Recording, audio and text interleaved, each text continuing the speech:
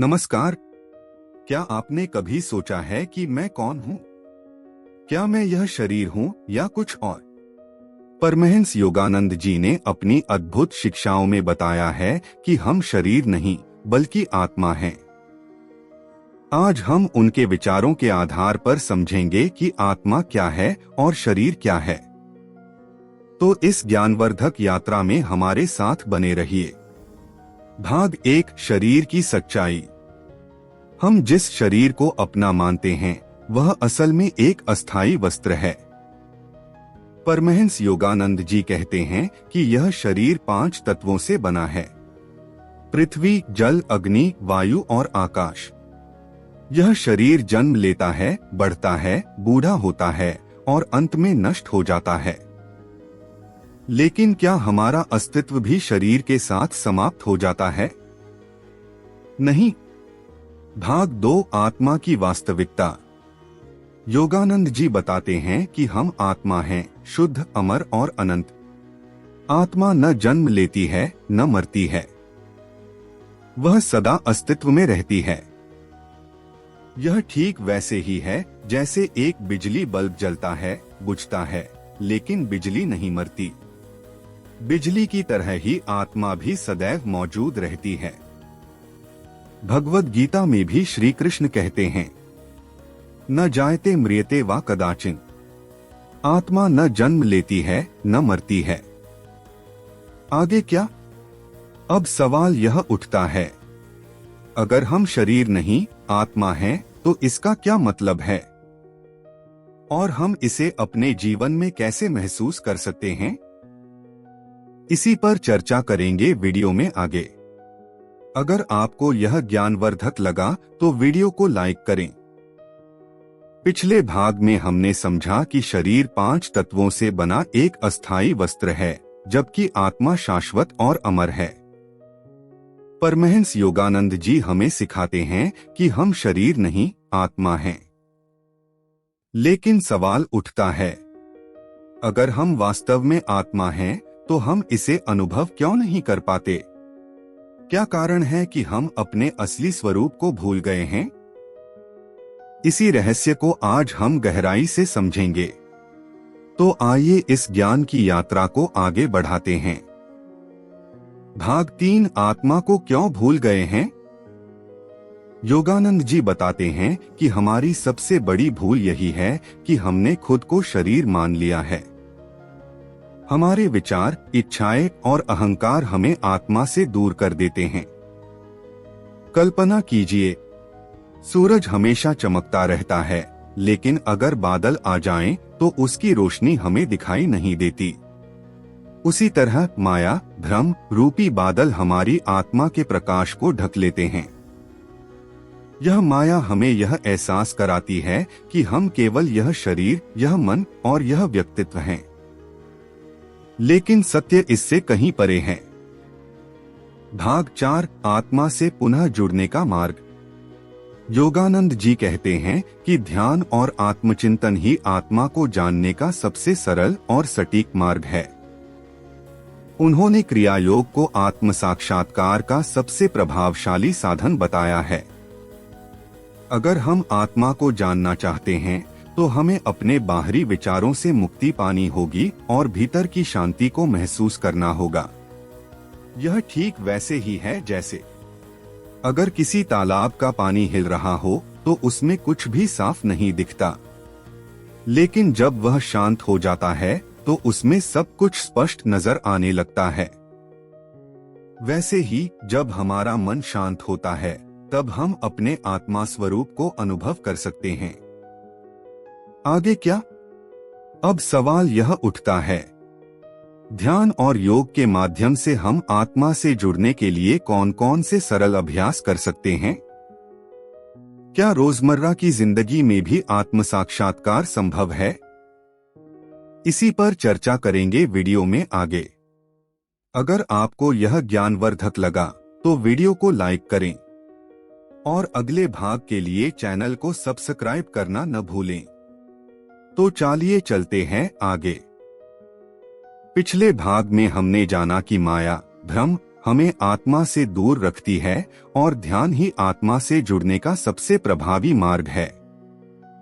अब सवाल यह उठता है, क्या हम केवल ध्यान के माध्यम से ही आत्म साक्षात्कार कर सकते हैं, या फिर क्या ऐसा कोई और तरीका है जिससे हम अपने दैनिक जीवन में भी आत्मा के अस्तित्व को अनुभव कर सकते हैं? आज हम इन्हीं महत्वपूर्ण प्रश्नों पर चर्चा करेंगे। तो चलिए इस आध्यात्मिक यात्रा को और गहराई से समझते हैं। भाग 5, आत्मा से जुड़ने के व्यावहारिक तरीके। परमहंस योगानंद जी कहते हैं कि आत्मा से जुड़ने के लिए हमें अपने चेतन मन को शुद्ध और जागरूक बनाना होगा। यह केवल ध्यान में बैठने से ही नहीं होगा, बल्कि हमारे दैनिक जीवन के हर कार्य में जागरूकता जरूरी है। 1. सत्संग और आध्यात्मिक ग्रंथों का अध्ययन। जब हम श्रेष्ठ विचारों और उच्च चेतना से जुड़ते हैं तो हमारा मन धीरे धीरे आत्मा की ओर आकर्षित होने लगता है।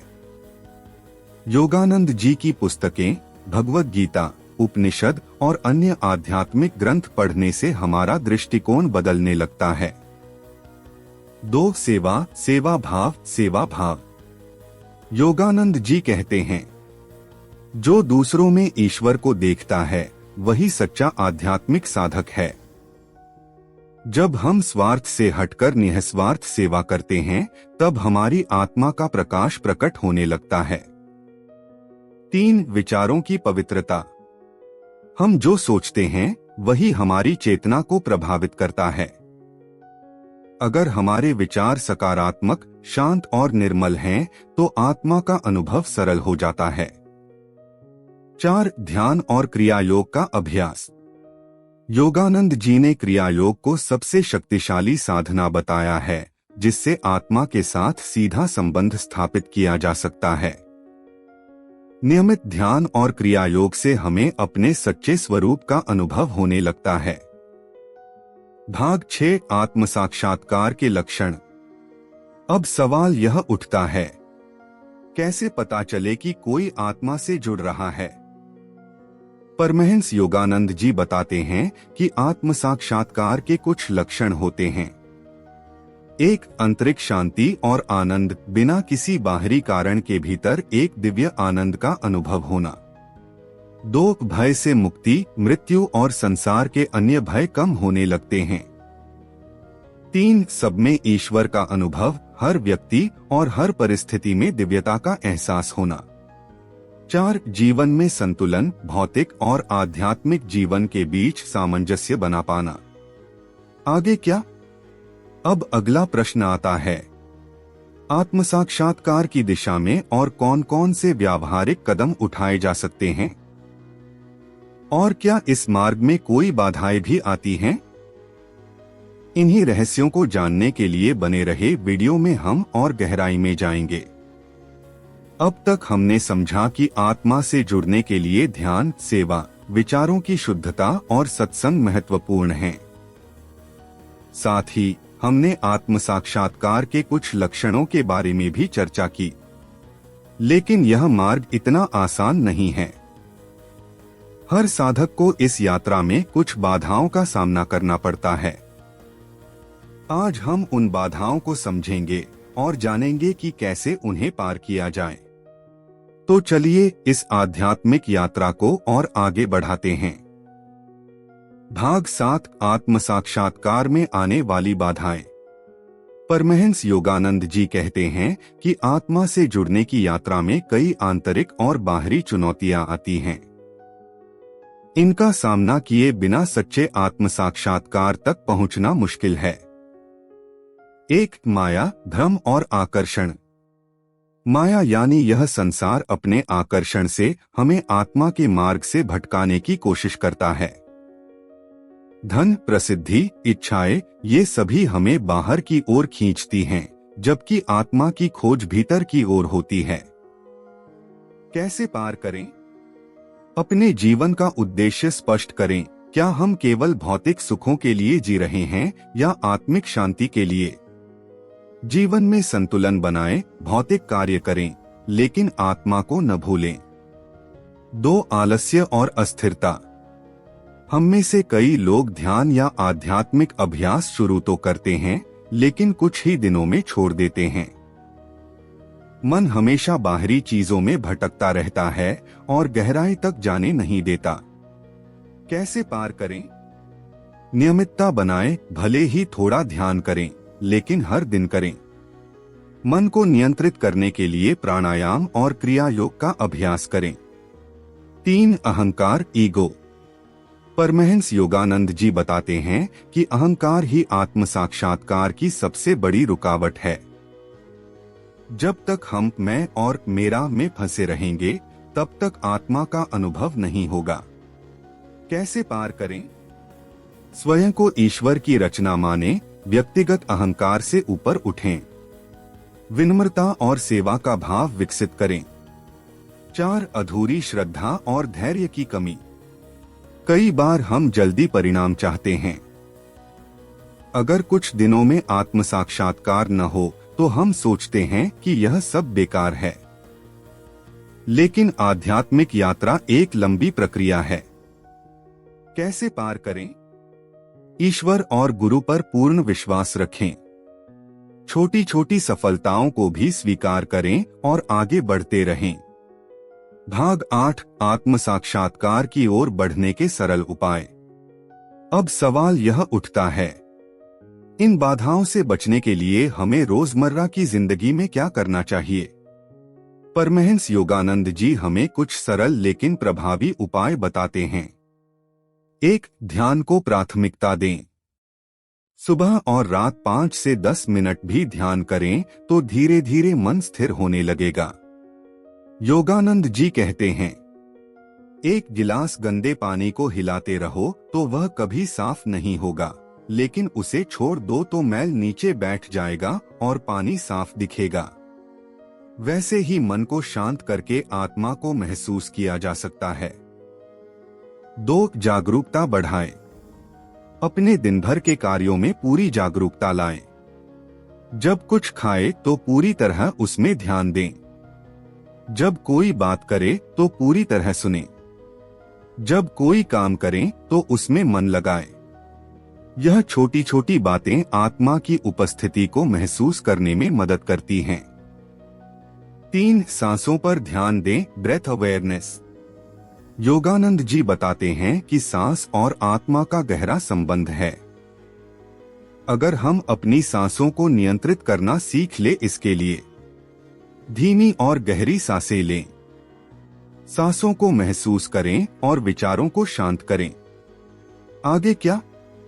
अब सवाल यह उठता है, जब कोई आत्मा के मार्ग पर आगे बढ़ता है तो उसके जीवन में कौन कौन से परिवर्तन आने लगते हैं? कैसे हम जान सकते हैं कि हम सही दिशा में जा रहे हैं? इन्हीं गूढ़ प्रश्नों के उत्तर हम अगले भाग में जानेंगे। तो चलिए, अब तक हमने जाना कि आत्म साक्षात्कार की राह में माया, अहंकार, आलस्य और अस्थिरता जैसी बाधाएं आती हैं। हमने यह भी समझा कि ध्यान, सेवा, सांसों की जागरूकता और सत्संग आत्मा से जुड़ने में हमारी सहायता करते हैं। अब सबसे महत्वपूर्ण प्रश्न, जब कोई आत्मा के मार्ग पर आगे बढ़ता है तो उसके जीवन में कौन कौन से बदलाव आते हैं? कैसे पता चले कि हम सही दिशा में जा रहे हैं? आइए आज इस रहस्य को जानकर अपनी यात्रा को पूर्णता की ओर ले चलते हैं। भाग 9 आत्म साक्षात्कार के संकेत और परिवर्तन। परमहंस योगानंद जी कहते हैं कि जब कोई व्यक्ति आत्मा के मार्ग पर आगे बढ़ता है तो उसके जीवन में कुछ विशेष बदलाव आने लगते हैं। यह संकेत बताते हैं कि व्यक्ति सही दिशा में आगे बढ़ रहा है। 1 आंतरिक शांति और संतोष। व्यक्ति बाहरी परिस्थितियों से बहुत ज्यादा प्रभावित नहीं होता। उसका मन भीतर से शांत और संतुष्ट रहने लगता है, भले ही जीवन में उतार चढ़ाव आते रहें। 2 डर और तनाव कम हो जाता है। जो व्यक्ति आत्मा को पहचान लेता है वह मृत्यु का भय छोड़ देता है। उसे यह अनुभव होने लगता है कि मैं शरीर नहीं हूँ, मैं अमर आत्मा हूँ। 3. दूसरों के प्रति प्रेम और करुणा बढ़ जाती है। ऐसा व्यक्ति सभी में ईश्वर को देखने लगता है। वह नफरत, जलन और ईर्ष्या से मुक्त होकर हर जीव के प्रति प्रेम और दया का भाव रखने लगता है। 4. मन और इंद्रियों पर नियंत्रण। इच्छाएं और लालच कम होने लगते हैं। ऐसा व्यक्ति अपनी इंद्रियों और मन को नियंत्रित कर पाता है, जिससे वह बेकार की चीजों में उलझने की बजाय आत्मिक विकास पर ध्यान देता है। 5. सच्चे आनंद, ब्लिस का अनुभव। बाहरी सुखों से परे भीतर से एक दिव्य आनंद प्रकट होने लगता है। यह आनंद किसी चीज पर निर्भर नहीं करता, यह आत्मा का मूल स्वभाव है। भाग 10 अंतिम संदेश, आत्मा को पहचानो। परमहंस योगानंद जी हमें बार बार यही याद दिलाते हैं कि हम शरीर नहीं, आत्मा हैं। शरीर नश्वर है, लेकिन आत्मा अविनाशी, शुद्ध और दिव्य है।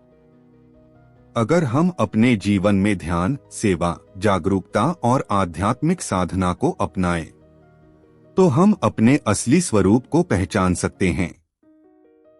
आपके अंदर जो प्रकाश है, वह बाहरी दुनिया से कहीं अधिक शक्तिशाली है। बस जरूरत है उसे महसूस करने की, उसे जागृत करने की। तो आइए इस ज्ञान को अपने जीवन में उतारें और अपने सच्चे अस्तित्व को जानें।